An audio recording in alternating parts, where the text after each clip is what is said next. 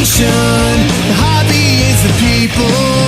Weekly news and interviews. It's your number one source. Sports Card Nation. The hobby is the people. Sports Card Nation. Welcome to another stocked and loaded episode of the Sports Card Nation podcast, the show that brings you all the important hobby news, discussions, debates, opinions, info, and interviews with key hobby and sports dignitaries. Also, if you're good, you know we are going to give away something. Now, here's the guy that wanted the cards more than the gum.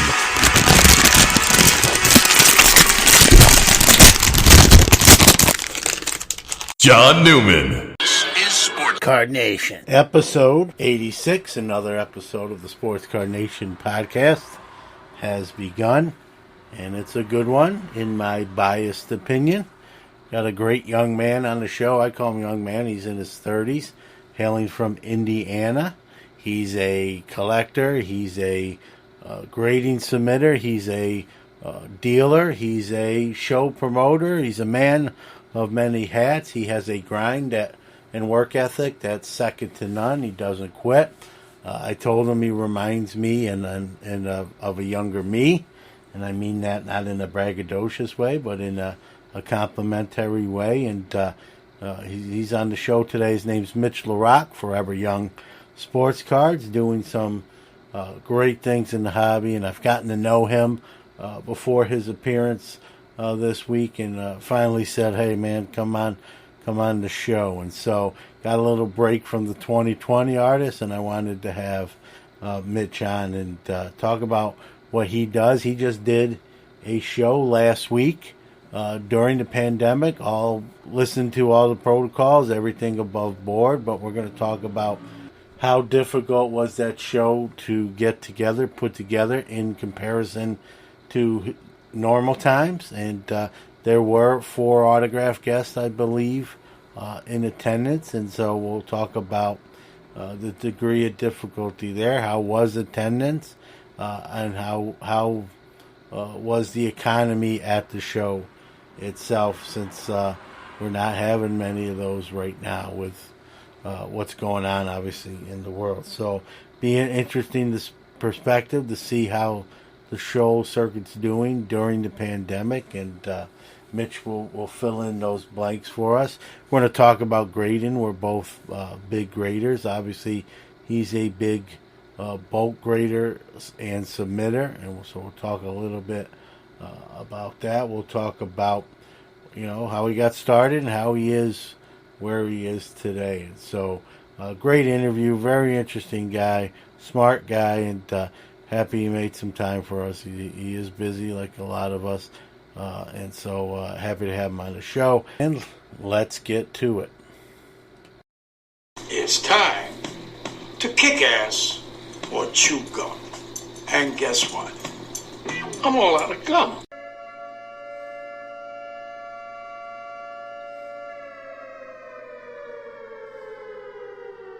Time for this week's Incoming! product releases. The day this show comes out is July 24th. Let's go to the release schedule. July 29th, 2019, 20 Panini Impeccable Soccer. Soccer is blowing up right now. I don't know a lot about it, other than I know it's blowing up right now. Also on the 29th, 2020, Topps Museum Collection Baseball. Staying on the 29th, 2020, Topps WWE NXT Wrestling.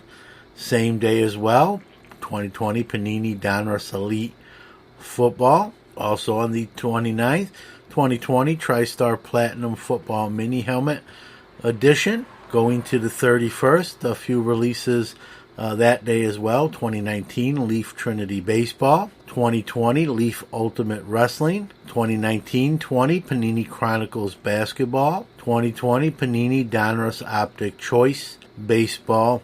And 2020 Leaf Best of Multisport Premium Edition. And that wraps up July schedule. We're ready into August as time starts to, with all these new releases, time starts to seem to be moving a little a little quicker as things do slowly start to open back up. Remember, at any time, you can go to the podcast website, www.sportscardnation.net. Click the top of the page where it says Hobby Release Schedule, and you can get up-to-the-minute release schedule for the whole entire month. We give you a week on the show. On our website, you get the whole entire month's upcoming releases updated almost daily, if not daily. So there you go.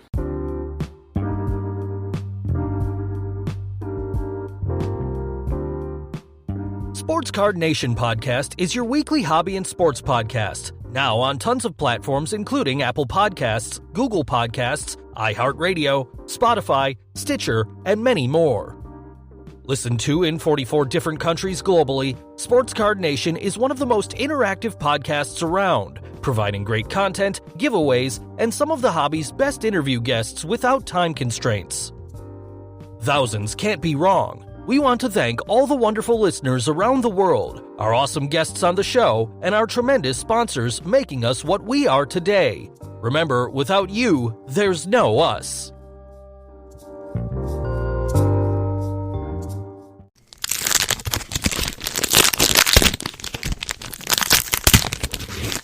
It's time for What's Cracking.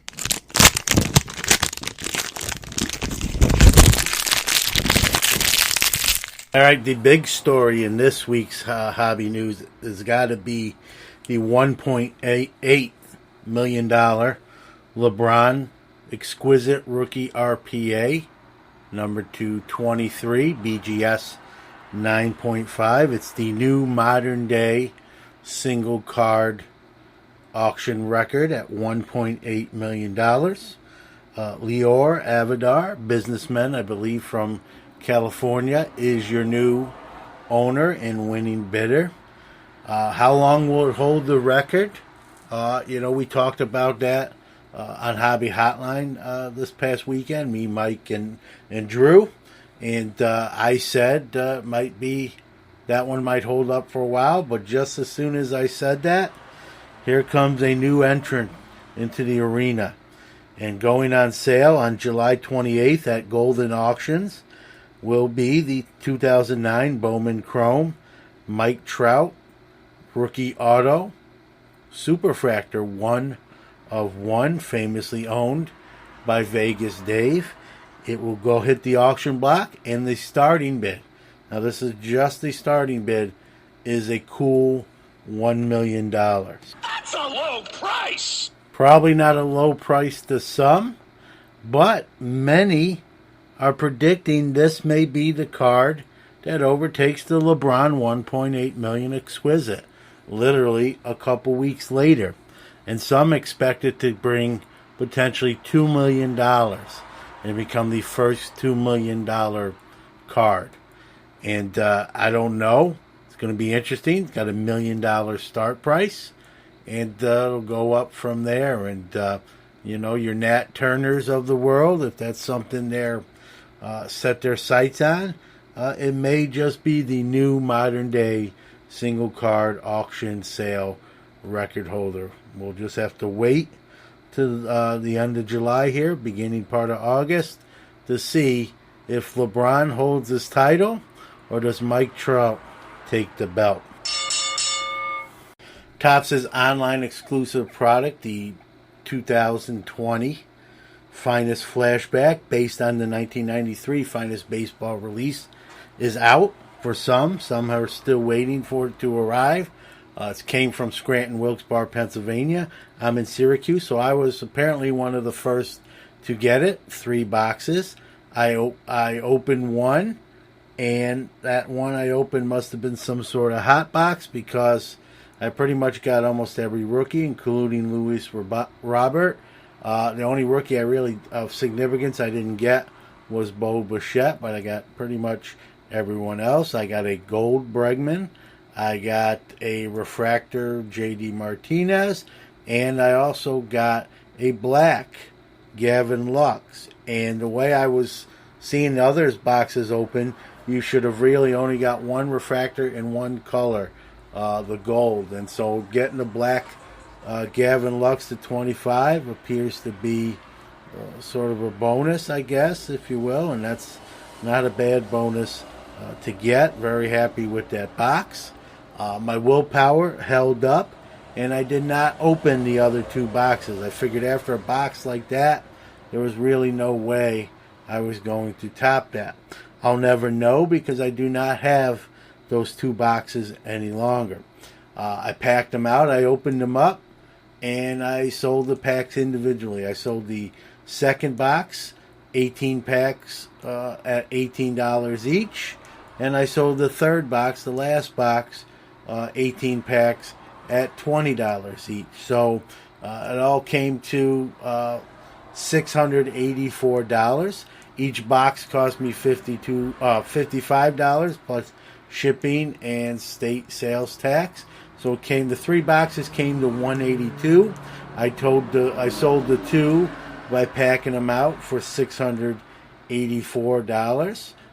So I did all right, I would say. Plus, keep in mind not only the $684, but I have all the cards from that first box that I opened. So whenever I sell those or move those, many will be submitted for grading purposes to maybe enhance their value, as I often do.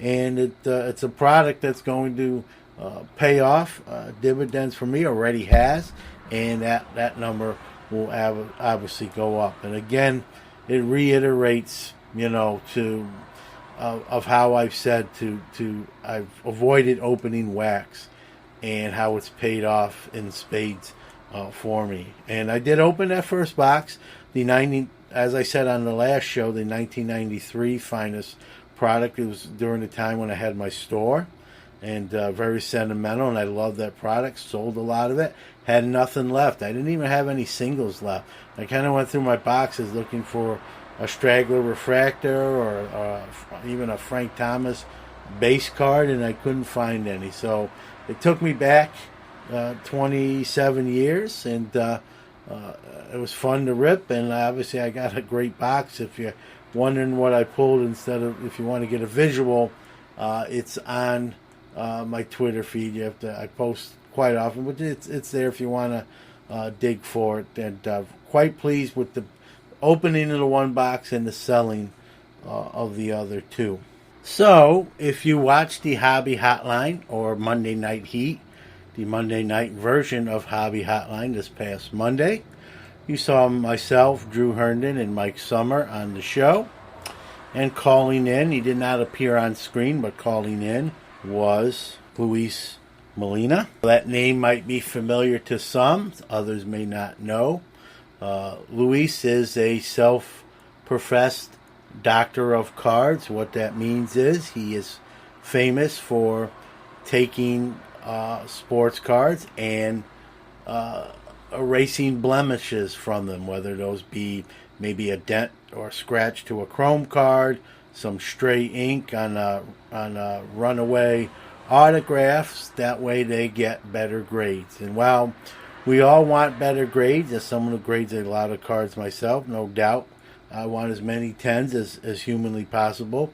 I also like to do it the right way. So the closest I come to altering any of my cards is wiping a chrome card off with a microfiber cloth just to remove fingerprints, not any kind of other blemish. That's why I look at my cards, and there are a lot of cards, frankly, I don't send because maybe they have a little scratch or ding or dent, and I know that's going to bump them down to at least a 9 and potentially lower. And so they stay here rather than make their way to a grading card company. At the moment, that my weapon of choice there is SGC.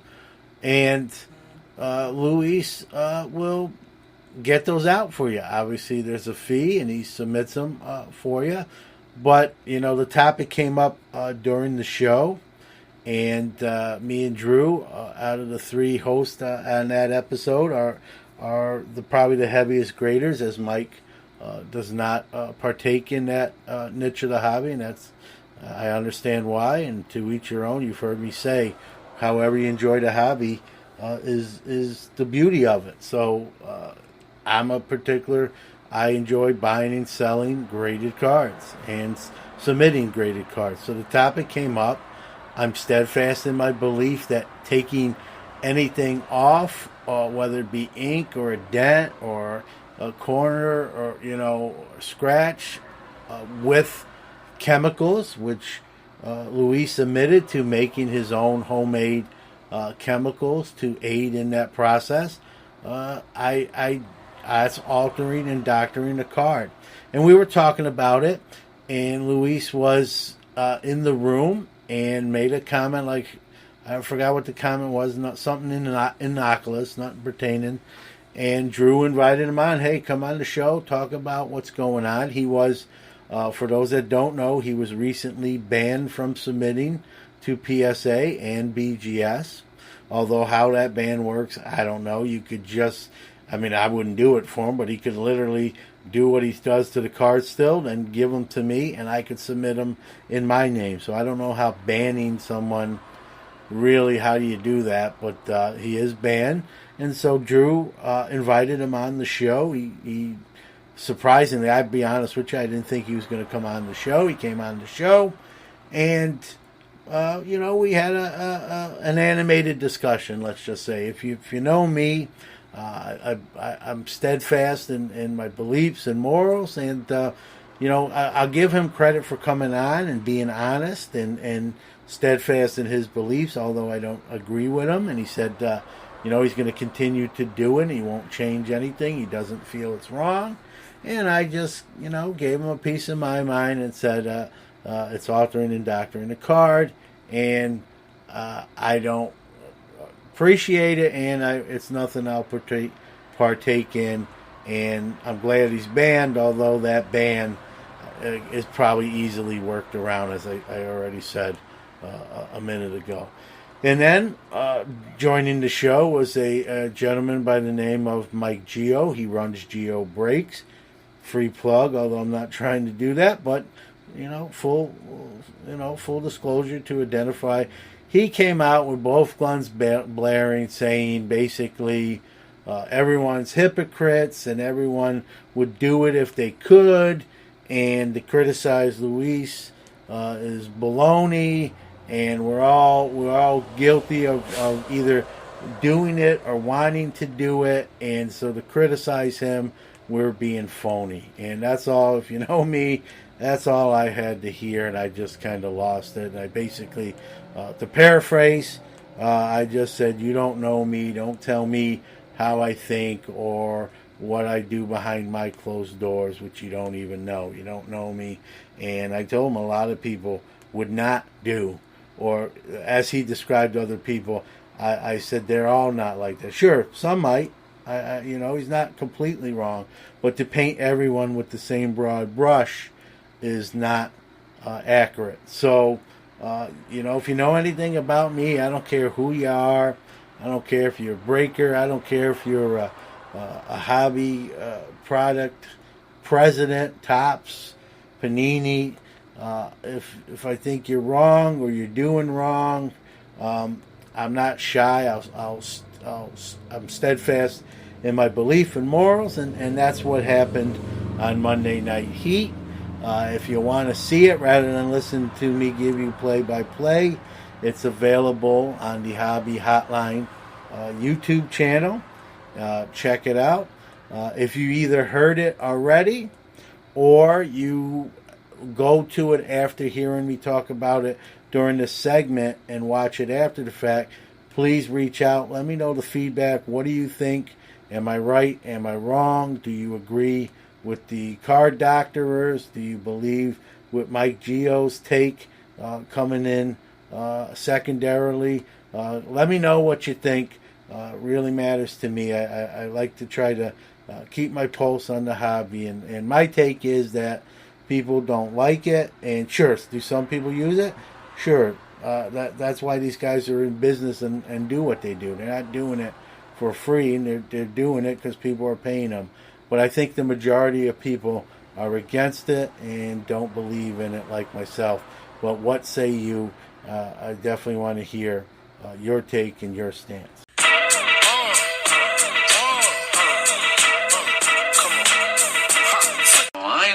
chunky that left these junkies. Newman! Open the door, Newman. I know you're in there. Hello, Jerry.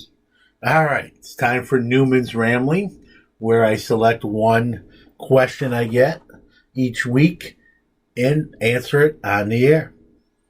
John, you seem like an astute man. Thank you, Mr. Walken. Maybe you can help explain something to me.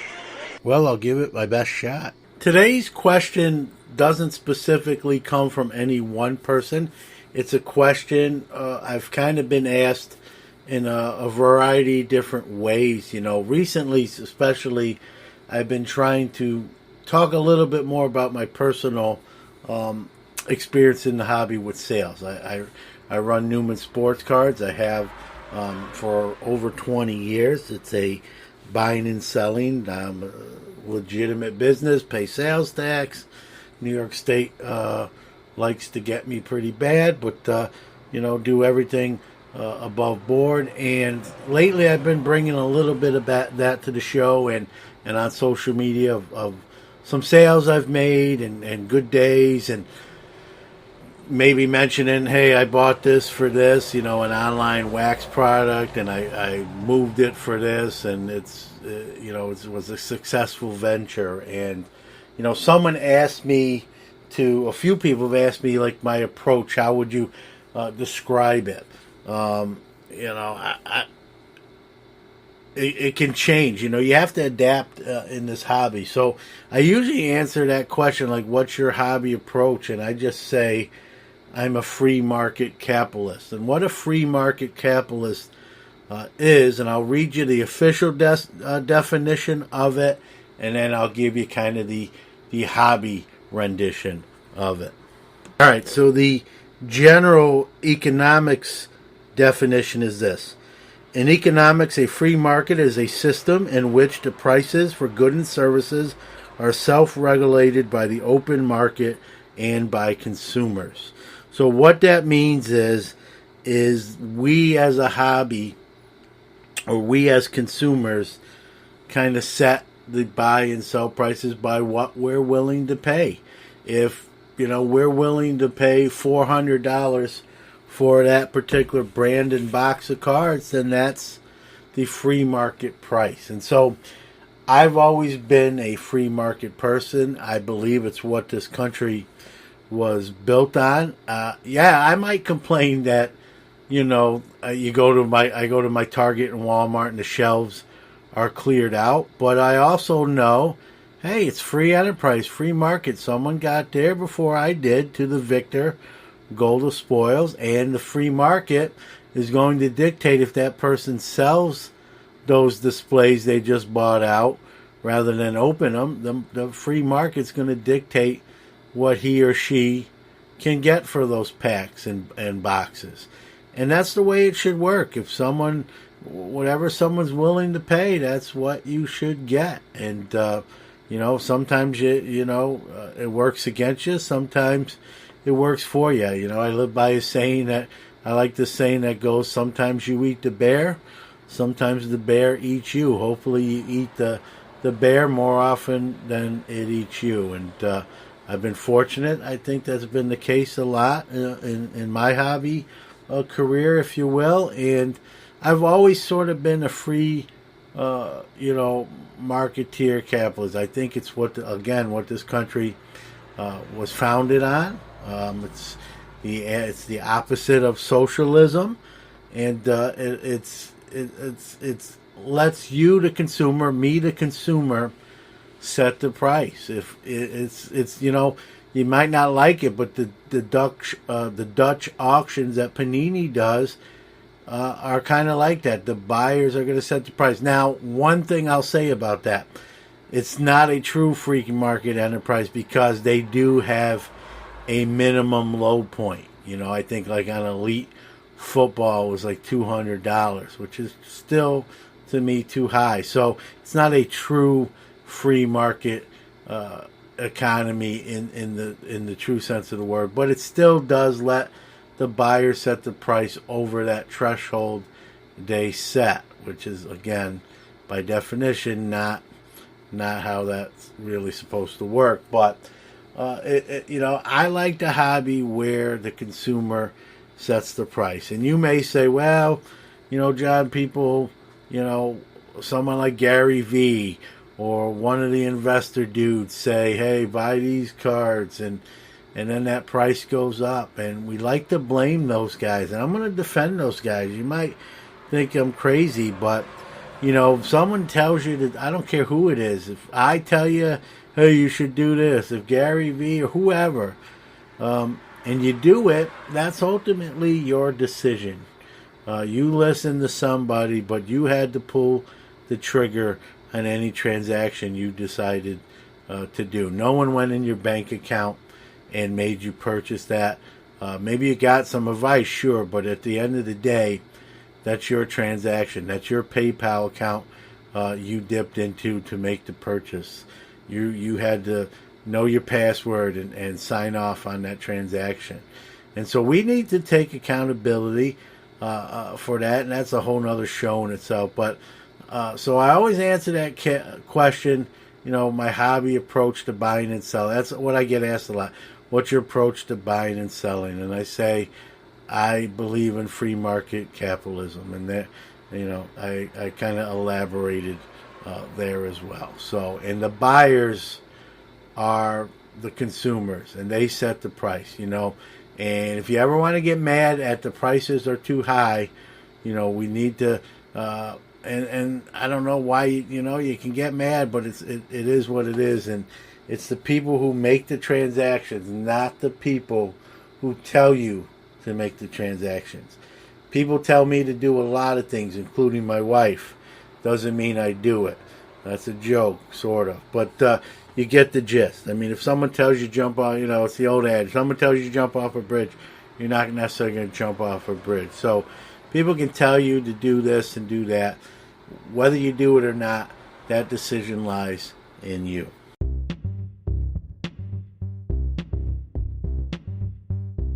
One of One Card Shop offers a tremendous breaking experience, great customer service, and they're constantly pulling fire. Steve and his family take care of you like one of their own and treat you right. Anyone can break, but no one treats you like One of One. Come check them out on Instagram at one_of_one_card_shop. For all the hot breaks, get a gold mailer headed your way.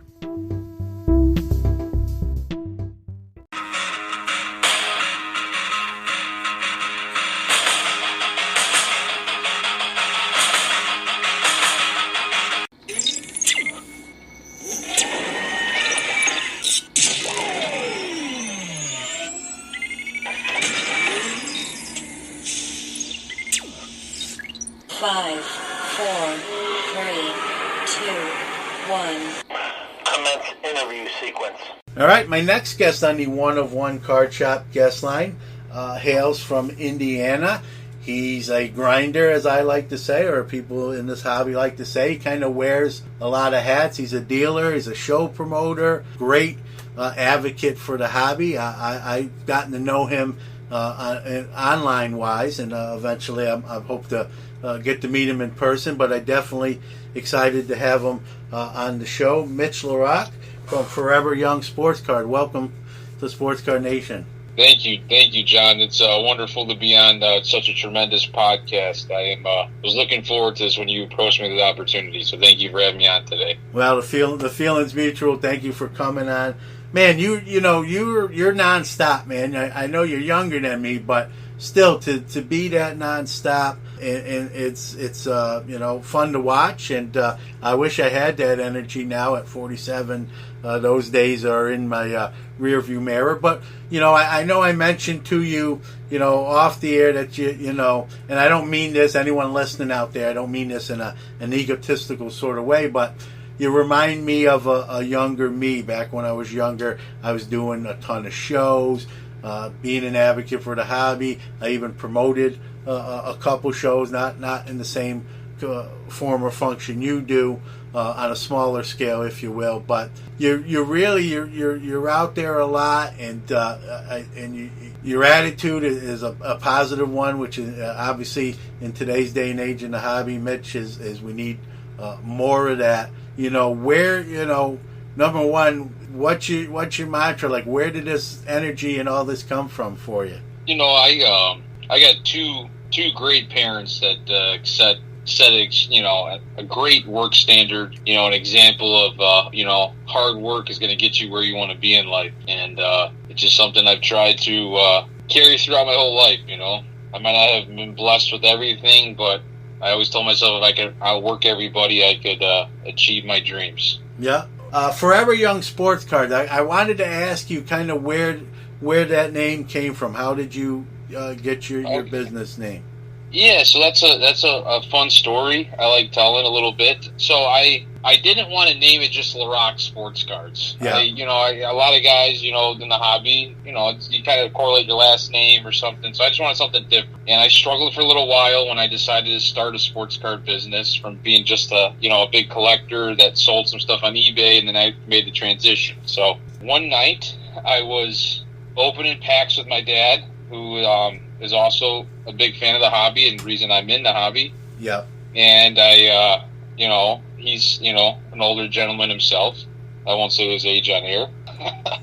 We're sitting there, and he made a comment like, man, this just always makes me feel young. Anytime I just rip open a pack of cards, he's like, it makes you feel like a kid again. Yeah. And then, I've been blessed with a little bit of a marketing mind a little bit. Mm-hmm. And on the way home, I'm driving home back to my house from my parents' house, and I'm like, and then Forever Young, I was thinking about a song in my head, and then all of a sudden I'm like, that's it, Forever Young. And then I called my dad like that night, said, what do you think? He's like, let me sleep on it. And then I came home, I told my girlfriend, who now is my wife, I'm like, what do you think of this name? She's like, I kind of like it. And then the rest was history at that point. It just kind of, it's just something that stuck, Yeah. And it's worked out great for me, and I hope that, this hobby does make a lot of people, feel like a child and feel young and bring back memories for a lot of people forever. Yeah. And hearing you talk about that, Mitch, now left full confession. So my side, my card business is under Newman Sports Cards. Like you said, I almost feel bad. Like, man, I wish I could. I've just had that name for 30 years now, so it's too late to change it. But I love. All joking aside, like I love the whole backstory there. I'm glad I asked the question, knowing the answer. It's even a better answer. And honestly, anyone listening, I didn't know the answer before I asked the question, and I'm glad I asked because.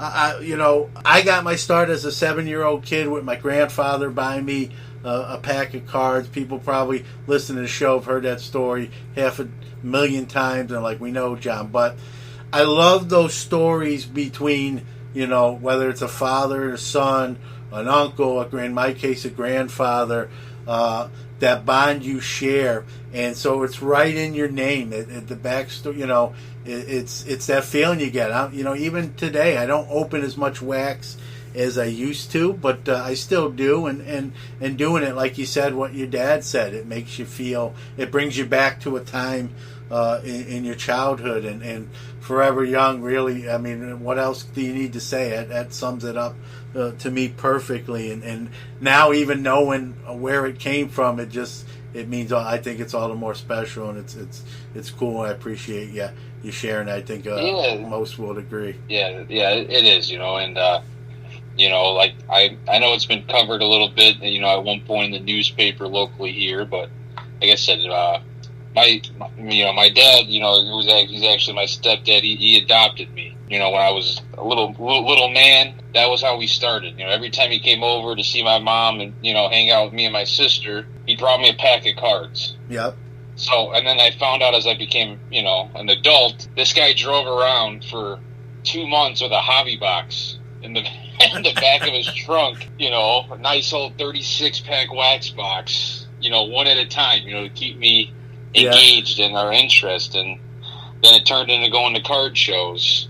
Yeah. And then it turned into, collecting and binders and doing stuff and our fair share of mistakes. You know, our biggest one, I think ever was, we went to a local card show and, my stepdad's Croatian.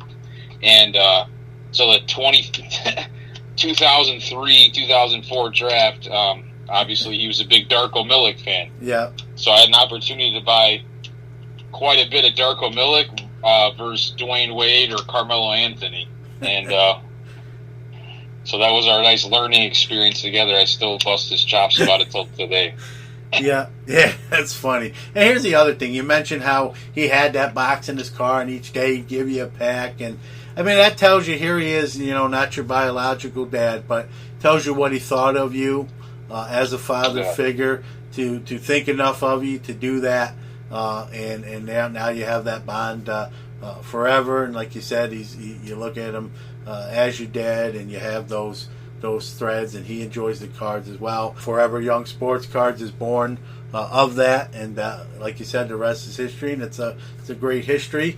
Even besides the Darko Milicic, era, it's still a funny story. You can still chuckle at yourself. 17 years later, and it's not the end of the world.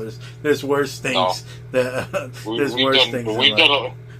done a lot of good. I just, that's what I said. It's always our joke. That's the one back and forth that he sat there and convinced me that this is the biggest move. We're gonna make it big on this one. Yeah, well, anytime if you have a disagreement, you could always pull that out of your holster and say, "Remember when you said this?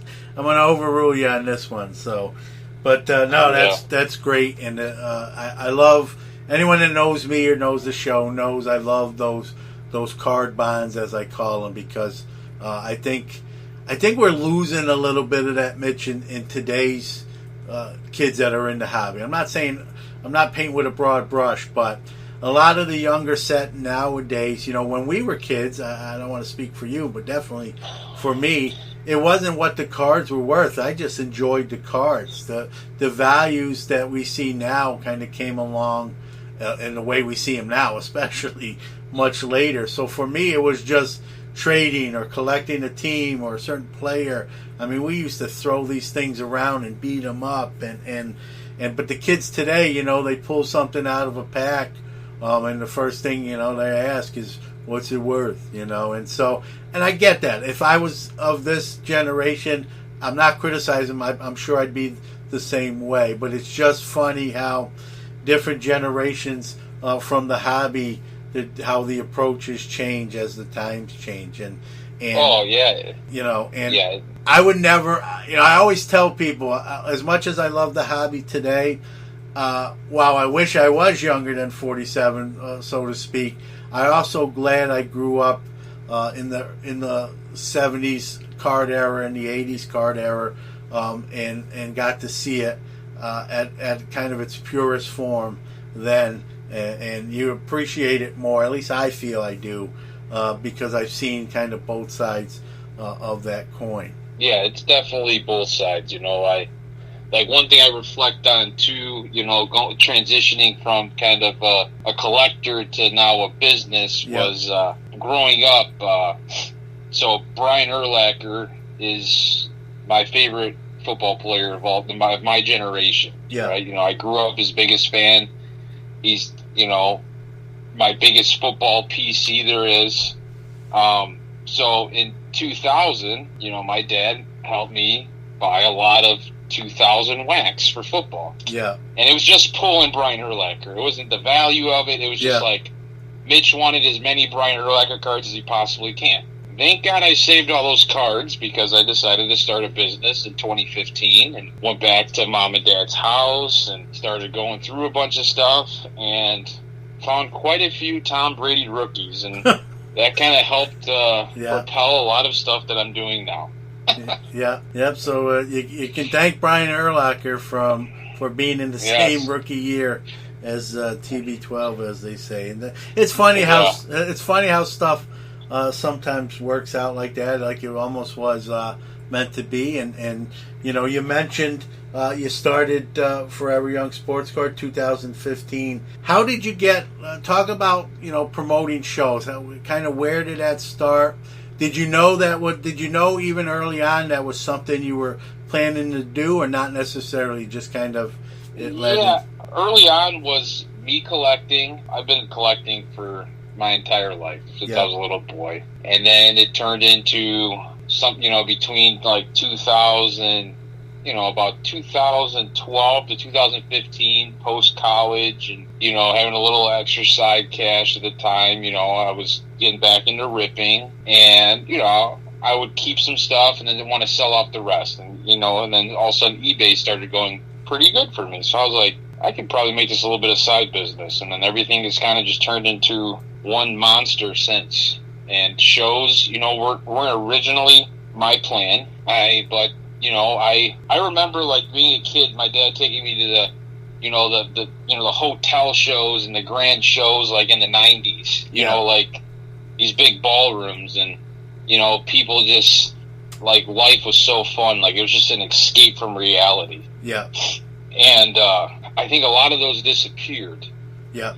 If it's, economy or venues or the hobby itself, I kind of sat back and I was like, at this point in my life, having a storefront's really not probably the best decision. But if I became a show promoter and, I run shows 5 to 6 times a year, it's like I get to have my own storefront for one day. It's also going to let me be able to network, because I know if I want to run a business, obviously building a network and building friends in the hobby is going to be very important. So I think a mixture of all those things together kind of led me to the point of starting to put a show on. Put on my first show, no autographed guest. I sold about 60 tables to some, a bunch of buddies. They took 2 or 3 tables. Yeah. And it was, it was a nice little show. And it went pretty good. Everybody was kind of happy. I got 2 local card shops that both, kind of helped me advertise it a little bit, and a couple other, like, comic book store and a couple other different types of hobby shops, that I supported as a customer, that they kind of returned the favor.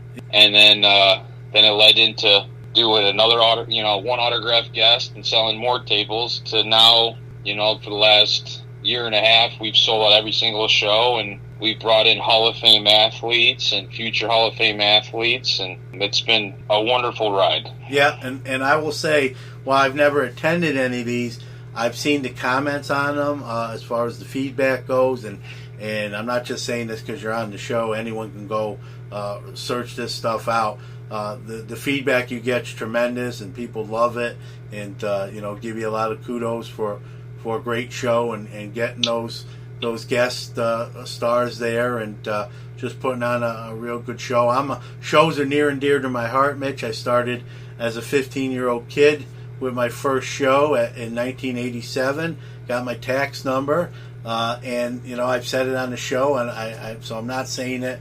It's more of a humble brag rather than puff my chest out. But my first show was a 3-day mall show, Friday, Saturday, and Sunday.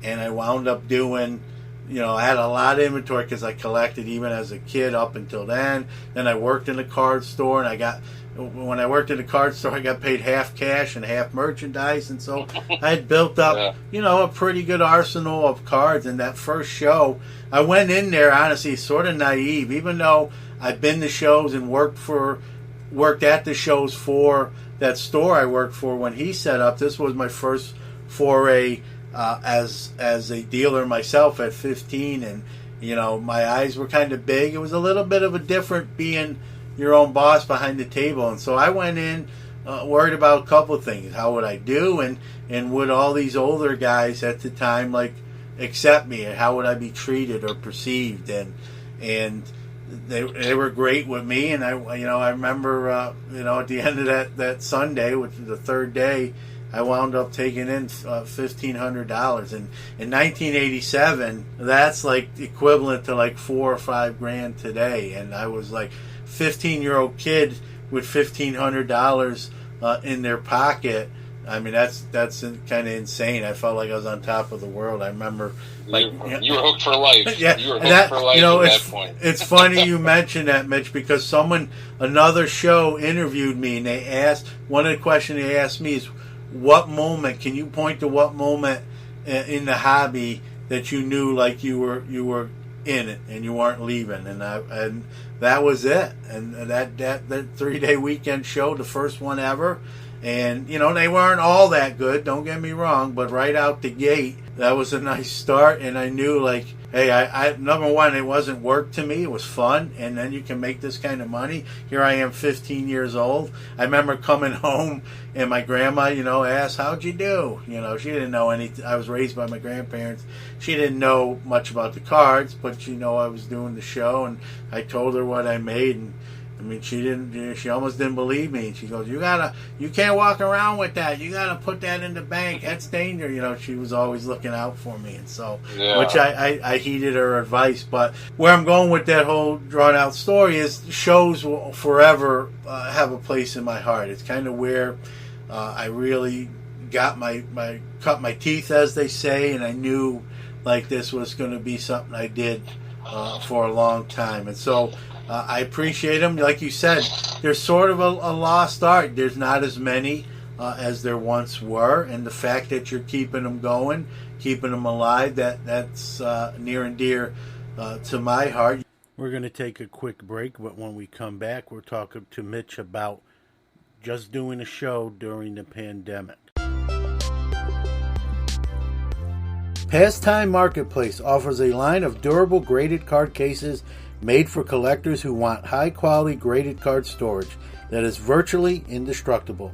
Their cases are waterproof, dustproof, airtight, and designed to protect your valuable collection. Check them all out at www.pastimemarketplace.com. Protect your best with the best. We are back with Mitch LaRock from Forever Young Sports Cards, and we're going to talk to him about doing a show last week during the pandemic. You just did one here this last week, actually. During the pandemic, you made it mandatory for everyone to have a mask on. I wanted to ask you, as someone who knows about the shows and, did them before the pandemic, kind of talk about maybe the differences you noticed doing one during the pandemic, kind of your observations there. Yeah, it was very taxing on me, physically and mentally. This show was a lot different than other ones, and I had a lot of support. My wife, my family, some close friends. That's my support team for these shows. I don't have any employees. Yeah. I don't have any partners. Like it's the Forever Young clique is a very close knit circle here. Yeah. And just going back and forth on what to do. I decided early on, that there's other shows that have been happening before mine. A couple since things started reopening in Indiana. Yeah. Indiana was kind of started opening compared to a lot of other states, and it was a little bit of a struggle. Because, if you go to Beckett's website and other things around, I knock on wood, and, I do put on the biggest sports card show in the state of Indiana. Yep. So there was a little bit more of attention on me than maybe somebody else, Yeah. So I know I wanted to set the bar high, and, I've always preached from the very beginning that I always wanted this to be like a family-friendly event, because I really believe that we need to capture a lot of the youth in this country to keep this hobby alive. Yeah. For when I'm a 60-year-old man, I want to be able to sit at a poolside and still be able to sell sports cards on whatever platform I'm using at that time. Yeah. And I know it's important. Yeah. So it was just a matter of like, all right, well, what state guidelines, what safety guidelines we could do. And so, we kind of went over above and beyond to pull it off, and I would say that 95% of all my vendors were totally on board with it, no kickback, and there was a couple guys that weren't happy with the decisions I made, and unfortunately for them, it is what it is, we live in the land of the free, so, you can make your choice, Yeah. But, I'm blessed to have a very long waiting list for my show, so I wasn't missing any bodies by any means. And we, proceeded to put a show on that day and follow the guidelines of the face mask required. We had a guy working the door to limit the amount of bodies that come in, because a usual attendance for my show ranges anywhere between 500 to a little under 1,000, depending who the athletes are and everything else that happens that day. Yeah. So this show was kind of held at like a 250 person capacity due to the guidelines the state of Indiana had. And then I would imagine probably from you promoting shows and doing shows, there's so much work that goes on behind the scenes that I don't think anyone has any idea. I'm sitting here talking to lawyers for legal advice. I'm talking to the venue on how to do this. Yep. I'm talking to a health representative. I'm talking to a nurse. I'm talking to vendors on their opinion. I've spent probably 100 hours on the phone talking to this person, that person, before decisions are even made and announcements were made with everything. Yeah. But it's hard enough to promote a show. Listen, I talk from personal experience. It's hard enough to put on a show under normal circumstances. Now you factor in COVID-19 on top of that, and multiply that, who knows, 100, and yeah. So kudos to you, and I think it's needed. Like you said, if a dealer doesn't feel comfortable setting up, then that's their choice. If a collector or hobbyist doesn't feel comfortable coming out, perusing the show, then obviously that's their choice. But we've been locked down and quarantined for long. When the fact that you could have a show and do it the right way and do it under the laws that are at the present time, it's nice that those folks that have kind of been sheltered in place, just like all of us, we get that outlet. We get that little bit. Hey, we can finally do something. And if you're a hobbyist, there's not a lot of more fun than attending a show. And so to get to do that again, I'm sure those in attendance were thrilled to just even to walk around and be around cards on that sort of level and that many. I think it's important. You did, like you said, you crossed all the T's and dotted all the I's, talked to everyone you needed to make sure you're in compliance, and and if those that don't want to attend, then that's, like you said, that's their decision. And hopefully there's gonna be a time. Obviously, we're not talking about pandemics and COVID-19. We're just talking about shows under normal circumstances, and and then we don't have to even discuss that. Hopefully sooner than later. But I think it was important what you did. I wanted to definitely get your feedback on it. How about with the signees that you had there? Was there anything different being that here? Yeah. So there was a little different. Obviously, we kind of pushed two tables next to each other. Attendee and anyone that was a ticket purchaser to get an autograph. That there was a greater barrier. Yeah. The biggest thing was that photo ops got taken away. Yeah. And, it's sad. A lot of people do enjoy taking those photos with athletes, especially if you live in a world of social media. Everybody wants to make their profile picture of them a picture of a professional athlete. That's one thing I usually love after my show. I'll get on social media and I'll see, all these different people in front of my step and repeat.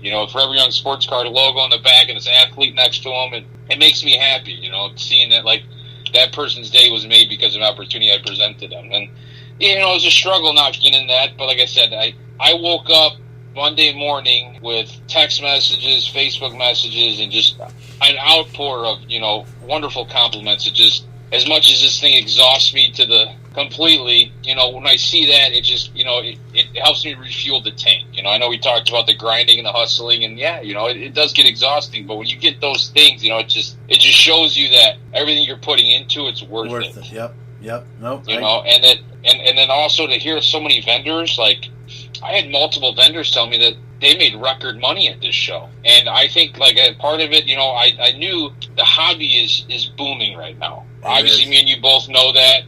My eBay sales and, other sales are off the charts.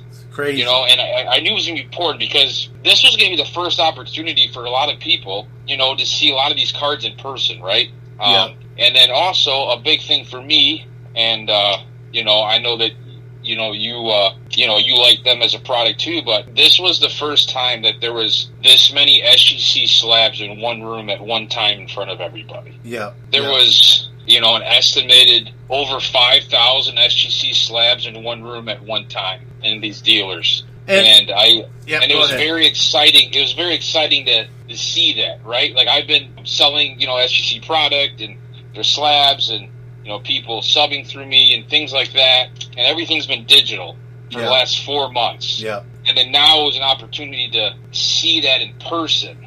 Yeah. And I think that was huge for the hobby, for what I'm doing, along with other things, man. Like I said, it was there was so many more positives than any negative that I could possibly have about it. So yeah. No, I agree. And, you know, full disclosure, SGC, as many know, is a sponsor of this program.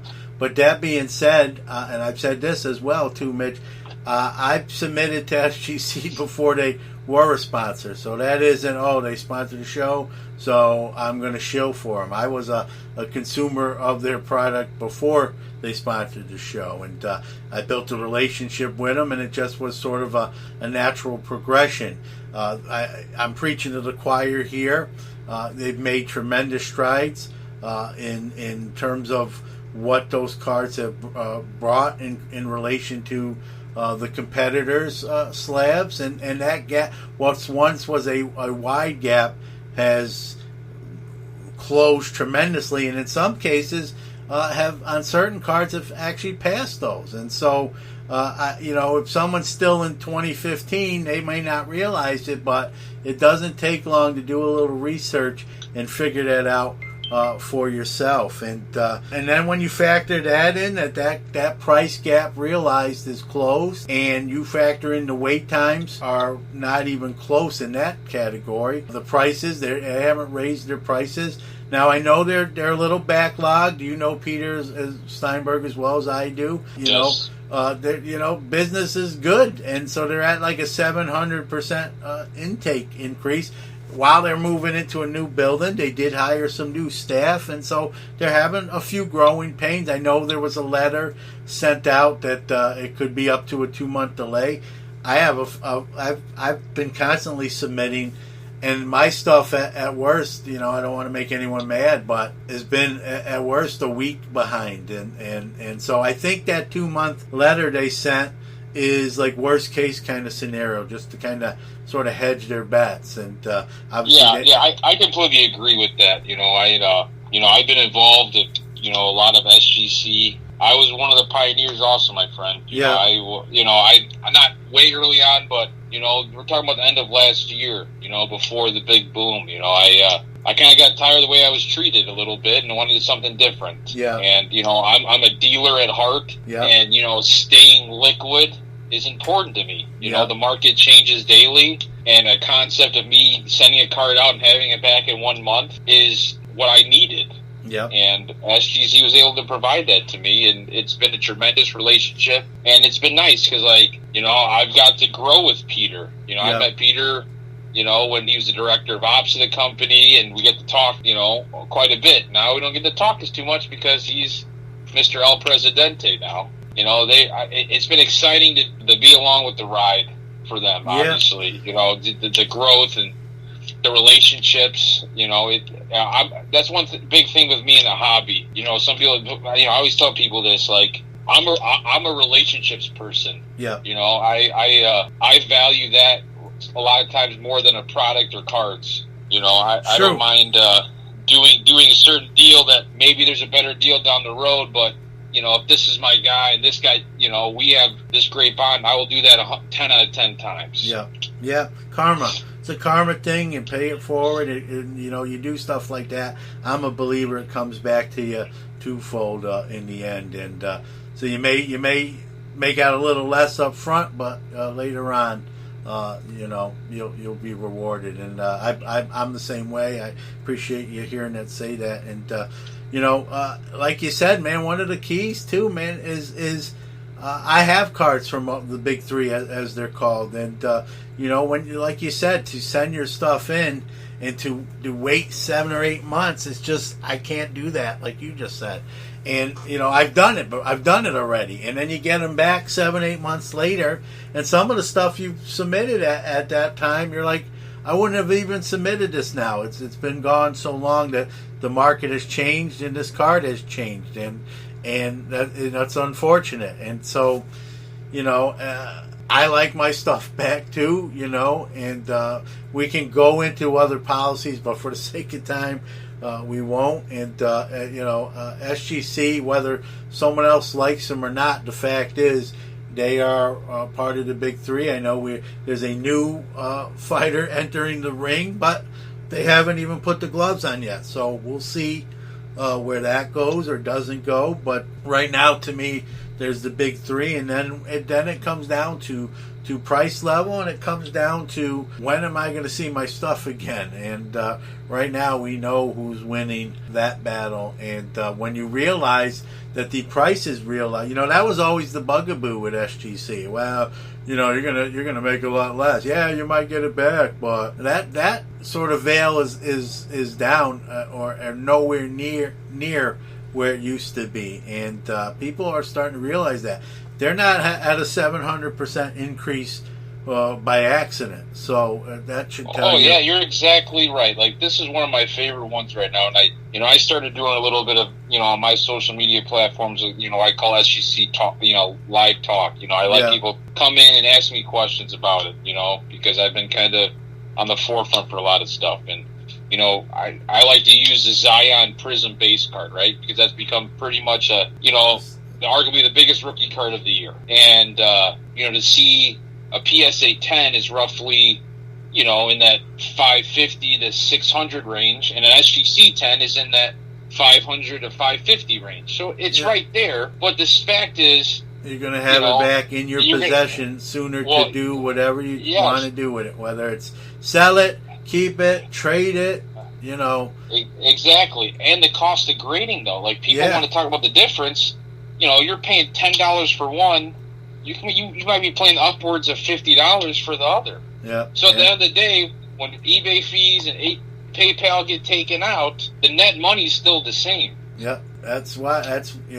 You're preaching to the choir, and that's why and they've been people think they're new. They've been around 20 years, and what they've done recently is just close that gap, made some improvements, like you said, under Peter's leadership, and they're here to stay. And regardless of what anyone else may feel or not feel about them, the proof's in the pudding. If you want to really do the legwork and see what we're talking about, we can talk about it till the cows come home. You can say, it's not true. Go look. We can say anything. It's true. We can, but go look. The proof's in the pudding. If you wanna go look at the pudding. So, But that being said, we're going to take another quick break. But when we come back with Mitch, we're going to talk about the hobby booming during pandemic times.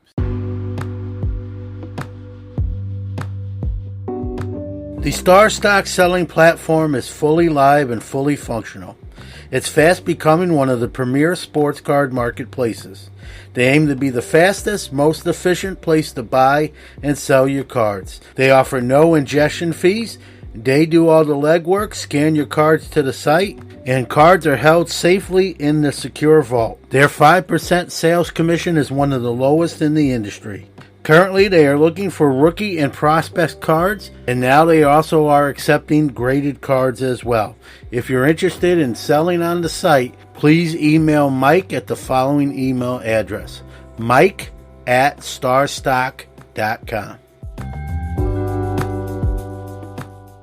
Back with Mitch LaRock. Let's talk about the hobby booming during pandemic times. You brought up something else, Mitch. I mean, we're both dealers. Forever Young Sports Cards. I'm on the Newman Sports Card side. I've done this a long time. I've said this on the show like a broken record. If you would have told me we would be doing this kind of stuff during this current times and a pandemic and 54 million people being unemployed, slowly getting back, slowly getting that number down lower as things slowly open. But that's a ton of people unemployed. And if you would have said, like you said, you had dealers at the show you just did saying, hey, I broke personal records. Newman Sports Cards is having one of its best non-store years ever. And I'm shocked. And I've done this a long time. I don't, my only rationalization is I just think a lot of people are home, have the extra time to put into the hobby, to look on eBay and other selling platforms.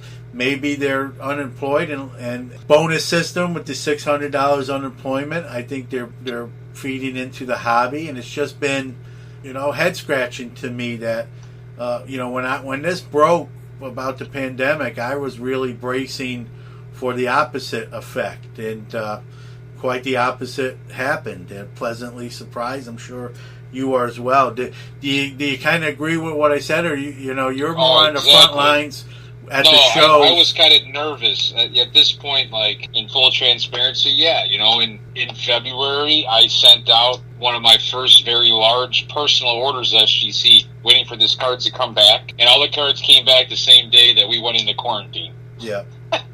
So I'm like, oh man, what do we do now?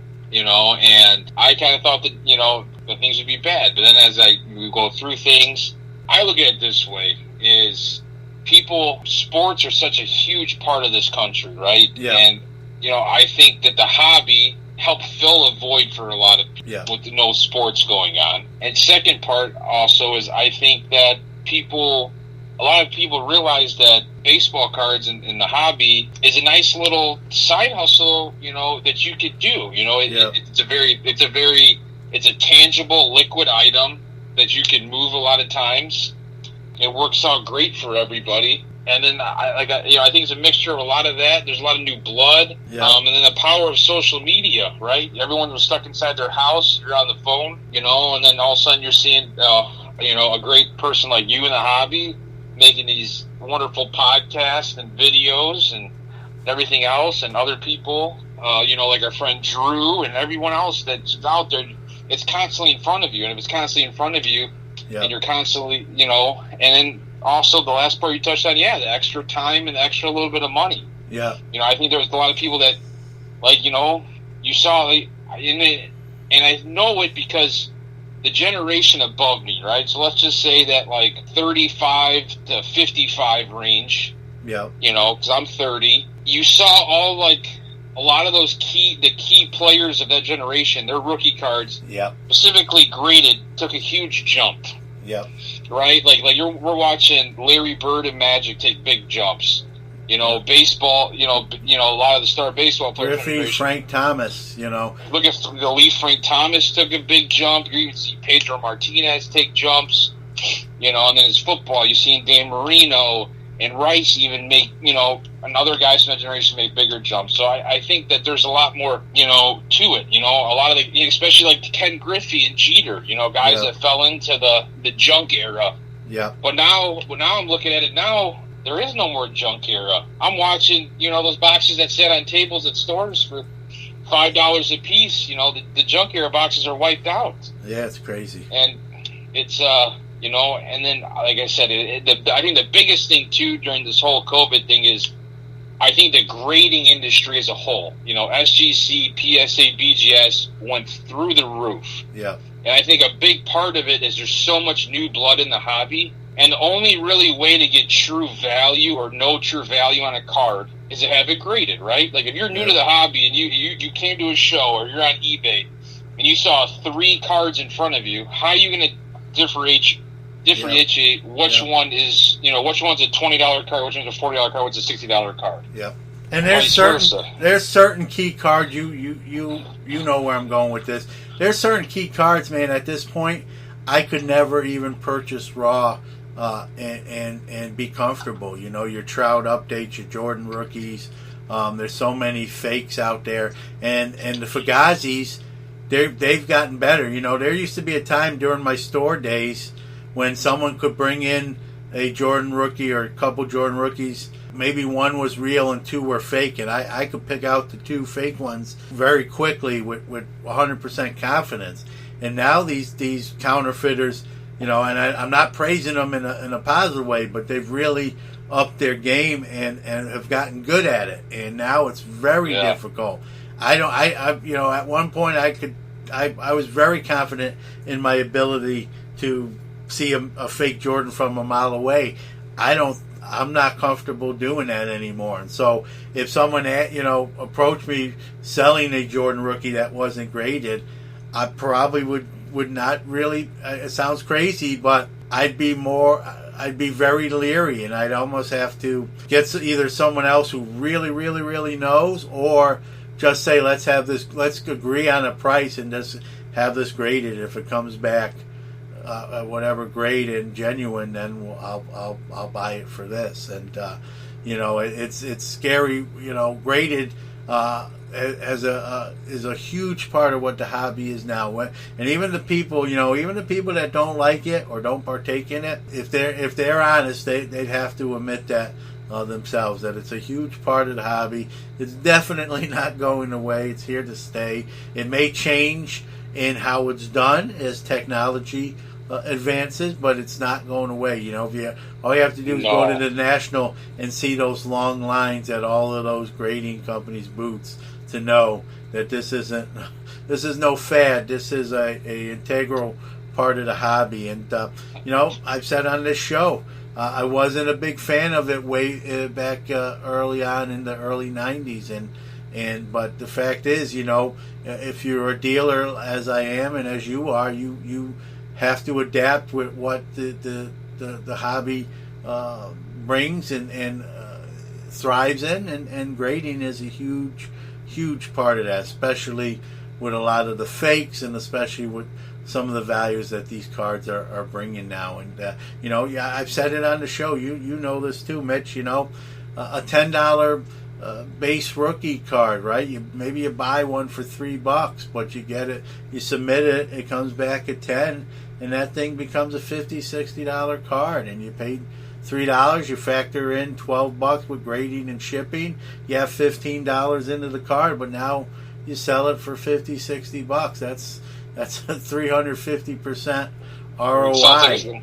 That sounds like a successful business model to me. Yeah, some people don't like that, though. Some people, there's always going to be people, and you know this too, jealous of others' success and whatnot. And oh yes, there's nothing. We can both elaborate on that greatly. Yeah, we could do a whole show. I've done this a long time. I've learned you just got to kind of block the noise and just keep doing what you're doing. And people who truly know the hobby and are good, happy people, they're not gonna give you the guilt trip, and that's the way it should be. And it's here to stay. It's an important part of what I do. I know it's a huge part of what you do. If someone doesn't like it, if someone doesn't buy graded cards, someone doesn't submit graded cards, that's the beauty of the hobby. That's one of the things I say on the show all the time, Mitch, is that's the beauty of the hobby. You can choose to enjoy it any way you choose, and that's the thing. We shouldn't criticize each other just because someone does something in a different capacity.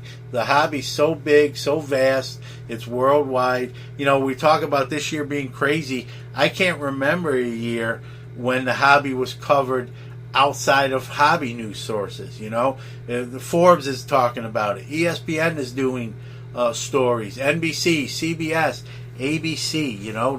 The card that just the 1.8, the LeBron. Yeah, LeBron James out of 23 to exquisite. I think a big part of it right now is, I've talked about this a little bit, is I think that people are looking at things to invest in, right? Like for me, example, I got a hard time investing some money in a stock for some oil company that I've never seen, never will see, don't know where my money's going. I'm somebody like, what? I think Cody Bellinger is going to be a stud. I think Cody Bellinger is going to win MVP this year. I'm going to go buy 100 of his Topps Update rookies. To me, that's how my mind works. And I think a lot of people are into this now. And I think that there's an overspill into the hobby from the people that love fantasy sports too. Yeah. Right? Like if you feel like so confident, like this guy's gonna have a breakout year, right? Like I just talked to a guy at the show, like, you know, obviously the moves that the Arizona Cardinals have made around Kyler Murray. Yeah. Like he's like, dude, I'm going all in. Like this kid's got a shot, you know, especially a shortened season, the weapons he has, the schedule, like, you know, and I think that's gonna happen more and more. And I think that people are, you know, you're seeing celebrities, you're thinking very important people in this world, you know, social media influencers, you know, there's way more professional athletes investing in their own cards now. I know that you and Drew and everyone else you did on the other show the other day did a great take on all the LeBron and the Giannis stuff going on. Like there's athletes getting into their own card markets now. And I think it's been going on. Yep. No, and, you know, when all that happens, I think people are looking at sports cards as legit long-term investments and something to put in their portfolio. Yeah. No, I agree. You got to be careful there. You know, there's a lot of people. Now, we're talking about two different eras. There's a lot of 90s parents that thought their kids were going to go to college on Ben McDonald rookies, and we know we know how that turned out. But no, we're talking about two different generations. The card market is completely different, and these cards, when stuff is selling for 7 figures, there's no way you cannot call that an investment. When something's selling for thousands of dollars, to me, that's an investment. And the only thing I'll caution, and I'm a little bit biased here, Mitch, and I'm older than you, so it's going to be a little bit of the, someone who's been there, done that type of thing. And I told us to anybody, I love cards too, and I buy stuff for the long term and put it away, just like you mentioned. But I'm a diversified guy. Like, you should do 401k, and if you can find someone that you trust and get into the stocks and put something in there. That way, if any one thing doesn't do well, you got a kind of a landing pad on something else potentially. You diversify. You know, I'm blessed with a wonderful daytime job that gives me a 401k and a pension, stuff like that. So, but like I said, I just I've got a lot of messages over the last, I would say, 6 months from people that are financially living a wonderful life, that have brought up key cards, making investments. Michael Jordan rookies, Wayne Gretzky rookie, Mickey Mantles. Like you're talking key cards. But it's gonna be really interesting with a lot of the modern stuff, because you're starting to get some crazy numbers. I know you hinted on the Mike Trout earlier. Like, how high can this really go? At this point, it's definitely interesting. It's definitely going to be fun to watch as the years go by, what certain things do or not do, and what happens, and the new technologies, how the market changed. Are we going to have a different card company get a license? I don't think so. At least not right away, but maybe someday. And that's the beauty of the hobby too, is what's next, what's to come, how is it going to change, and that's the fun of it all. I know we're both going to have a good time, God willing, to see where it goes. Mitch, I want to thank you for coming on. I know you're a busy guy. Like you said, you grinded to get that show take place, and it did very well. So I know you're busy, but you made up some time for the show. I want to give you an opportunity here where people can check out what you're doing, Forever Young Sports Cards, any kind of social media handles, websites. Take your time. Let everyone know where they can see your stuff. Well, thank you, John. I appreciate it. And like I said, man, I always got time for you, my friend. I always enjoy I always enjoy banter with you. I appreciate it. So yeah, Facebook is probably our number one social media platform. At Forever Young Sports Cards, where we're going to conduct a lot of business. And then the show that I do promote is called The Region, which is kind of refers to Northeast Indiana, if anyone doesn't know. Sports Card and Collectible Expo. And that has its own page as well. And those are a lot of our announcements in regards to any new product, any autograph signings we do, and then obviously show announcements. So that's probably our main platform. I have been making a lot stronger effort to be more involved on the Twitter and Instagram world. I think that the hobby is, was always been kind of really strong Facebook-wise, but I think the hobby's growing tremendous, especially on both Twitter and Instagram right now. I think it's, and so on Twitter, we're at FYSC_cards, and then on Instagram at Forever Young Sports Cards. So those are kind of our main social media platforms. And then, the biggest one to me is www.foreveryoungsportscards.com. And I've been in the process of actually redoing my website during this pandemic. I took advantage of a little bit extra time on my hands. Yep. And we have slowly started uploading hundreds, if not thousands, of singles to the website. Yep. And it's also the place where I provide first opportunity to buy all my SGC slabs. Yep. So I have quite a few. Let's just say that. I don't want to throw a number, but I get a lot of people, what I got in. So, and that's where I kind of tell people, I think a lot of the consumers, a lot of people like buying on a website. It's controlled, it's secured, it's safe. Yeah. There's a lot of horror stories you hear through your social media platforms. So it is a space I provide people to purchase a lot of stuff that Forever Young Sports Cards does offer. Well, man, again, I appreciate it. Keep grinding. Stay healthy. Stay safe. We'll have you back on as well in the future. And again, thanks, Mitch. No problem. Thank you again for everything today. What you're doing for this hobby is tremendous, and my phone is always open to you, my friend. And you stay well, and hopefully the family's doing great at this time. All right, I appreciate that, man. It means a lot. Thank you. Thank you. Let me tell you about Iron Sports Cards and Collectibles. They're your number one source for all your PSA and now SGC submissions. They offer various service levels at the lowest prices around. They even provide the card savers your cards need to be submitted at no extra charge.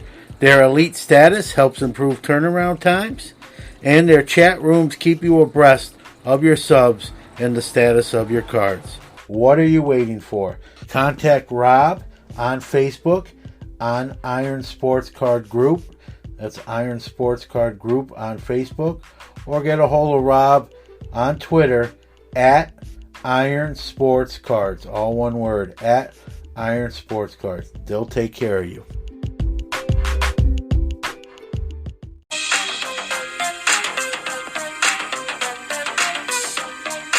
All right, time to give away a prize, as we so love to do, and courtesy of 101 Card Shop. Actually, every week, thanks to Steve Chata at 101, we give away a $25 break credit to their breaks, and Steve does a great job.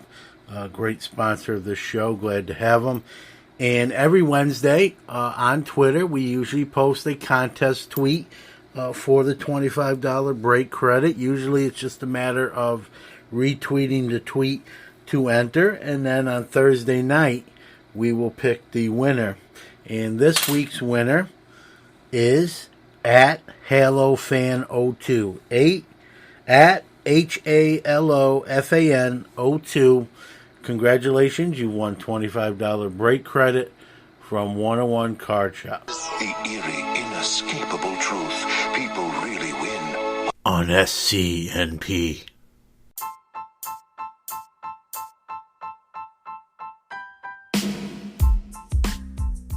We love our listeners. Without you, there is no us. We care about your opinions and feedback and invite you to reach out to us on any of our social media accounts.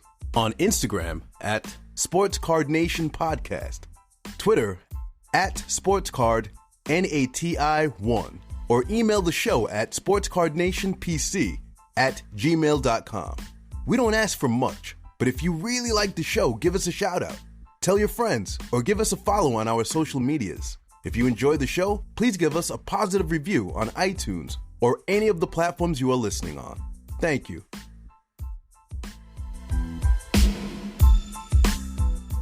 All right, that does it for another episode of Sports Card Nation Podcast. I want to thank my great guest, Mitch LaRock, Forever Young Sports Card. Awesome dude. Had a great time talking to him on the air. We talked quite a bit off the air as we have before. And that dude's just a smart, intelligent dude. He gets it. cares about the hobby, does things above board in the right way. And glad that I know him. Glad that he came on. So, the hobby's at a crazy time right now. Everything is just blowing up and it's amplified. We just had a card sell for a new record, a modern card at $1.8 million. Wax, you can't hardly find it. I mean, it's amazing time. And now we got sports starting up. And so it'll be interesting. We got a few things going on here. We got sports starting up and we got people slowly getting back to work off unemployment. So it'll be interesting to see how the market bears this out. Now you're going to have players who may be performing well. You'll have other players who are not performing well and struggling. And so, the last few months, cards have been going up and down just on speculation, not on performance. There's no sports going on that can dictate performance. Now we're going to have that. It'll be interesting to see how the market reacts and as we slowly, hopefully, head out of the pandemic, although in some spots it's made a reoccurrence. So, a couple programming notes. Don't forget, Hobby Hotline, Saturday mornings, 11 a.m. Eastern. Also, Monday Night Heat, the Monday night version of Hobby Hotline. That's at 5 p.m. Eastern, and we are all scheduled through August. So that'll be fun, and you'll see me on there. Speaking of that, another programming note, our other new show that just comes out at random, Hobby Hot Tub, me in a hot tub, an interview guest calling in, one-on-one, 15-20 minutes, really low-key, really fun to do. We're going to do another one sometime this weekend, and it's going to be with Drew Herndon, my buddy from Let Me Get That Potograph. So Drew Herndon from Let Me Get That Potograph and me, Hobby Hot Tub. He's promised to have a special surprise for his appearance. So I have honestly no idea what that means. So we'll have to all find out at the same time. That being said, we'll see you in a week for episode 87. Take care and remember, the hobby is the people and you are the people. We'll see you next time. Put it in the box!